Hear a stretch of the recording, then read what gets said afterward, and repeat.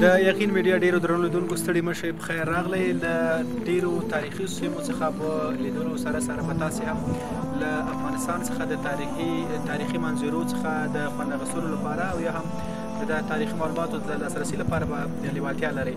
موږ هم د بامیانو ولایت ته راغلي وو. په بامیانو ولایت کې د بامیانو دغه مجسمې چې دي چې ډېرې مشهوره دي او له لرو هېوادونو څخه او همدارنګه له ولایتونو څخه ورته خلک د سیل یا تفریح لپاره او یا هم د معلوماتو لپاره راځي.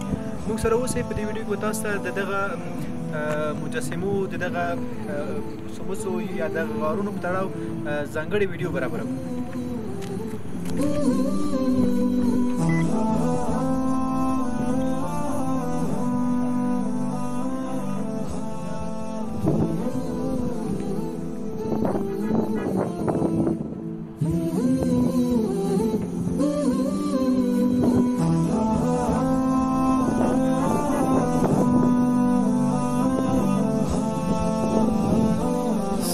درنو لیدونکو ستړي مشئ. دلته ډېری ځوانان ما مخکې مو ویل چې سیلانیان راځي د دې ځای تاریخي ځای لیدو لپاره تر څو هغه تاریخي معلومات چې دوی په کتابونو کې یا هم په نورو ځایونو کې لوستي وي عملي دا وګوري چې څومره لرغونتوب لري او دغه ځای څومره تخریب شوی دی یا په کوم حال دی.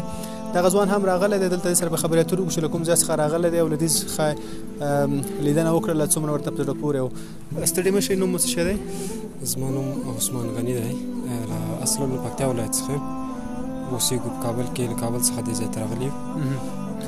د بودا مجسمه واقعا په نړیواله سطحه مشهور یو ځای ده. دا یو تاریخي تمدن دلته اوسېدلی ده. اوس موږ هم د دې ځای د سیل لپاره راغلو. نورې مجسمې دې وکتلې که یوازې د بودا مجسمه دې وکتله؟ له نورو څخه سرسري راتېر سولو دې ځای ته راغلو خو له دې وروسته نورې هم وګورو. صحیح ده. داسې معلومیږي چې دلته ژوند شوی دی دا ځایونه داسې معلومیږي دغه خانې یا دغه د اور هغه لمبې او چې دا ځایونه تور کړي دي یا هم هغه ځای چې مثلا دلته د لمبا لپاره ځایونه ول. ستا په نظر چې دغه ځای کې ژوند څومره سخت و څومره ممکن و؟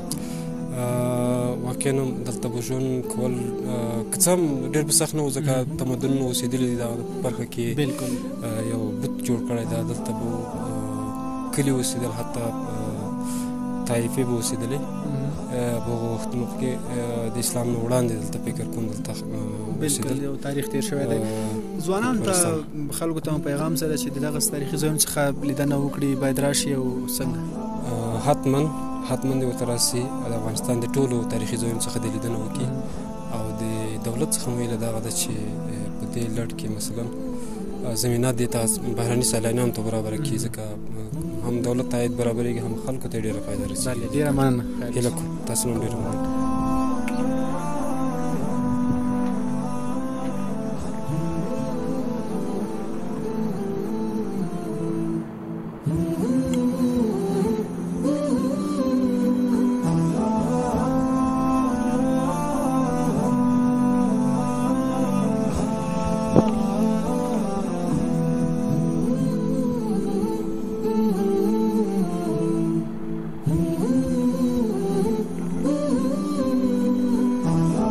څنګه چې تاریخي ځایونه د خلکو د هوساینې او د ارامتیا لپاره او همدارنګه د تاریخي سیر د لیدو لپاره یو بهترین ځای دی، نو بامیان هم د افغانستان د وګړو لپاره یا هم بهرني سیلانیانو لپاره یو ښه فرصت دی چې دغه تاریخي ځایونو څخه لیدنه وکړي.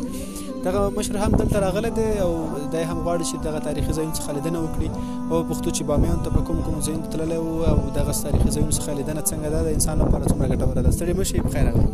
مننه ورور، تاسو هم ستړي مه شئ. ډېره مننه. نوم مو راته واخلئ.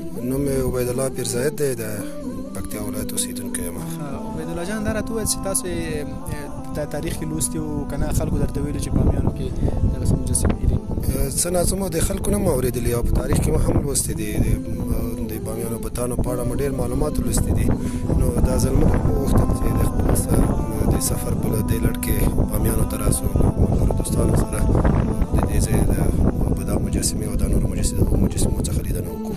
چې کله لیدنه وکړه تصور دې څه و چې دلته راغلې دا ځای چې د ولیدو بیا د څه فکر وکړو؟ والا ډېر د ارامۍ احساس مې وکړ، ډېر د خوښۍ احساس مې وکړ. د بهرني سیلانیانو دپاره زموږ د دولت دپاره د یو تاریخي عاید هم دی، عایداتي منبع هم دی، یو تاریخي اثار هم دی چې باید کاش جوړ وای، خو دا چې نه دي جوړ شوي، یا وخت زمان سره وران شوي دي.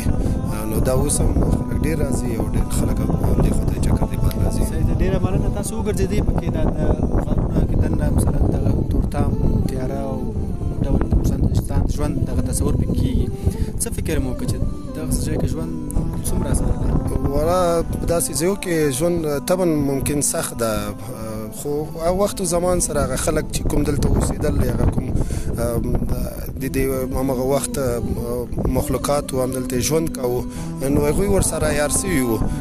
لکه ښه مثال موږ تاسې کوچیان دي چې په هره سیمه کې ځانونه یار کړي دي، موږ تاسو د ښاریاتو د ژوند سره ځانونه یار کړي دي، هر څوک خپل کلتور سره داسې ځانونه یار کړي دي. بله ډېر جالب د څه و په دغه ځای کې د بامیانو په دې مجسمو کې په دې سموسو کې درته جالب څه و چې تا جالب؟ والا جالب خو همدغه سمڅې ډېرې خپله جالبې دي، بیخي طبي جوړې دي، خو امکانات دي ویرانه ښه او د دې شیانو هم طبعا زیات ده. نو د دې سیمې خلک دلته ځانونه یار کړي دي. نو ډېره مننه.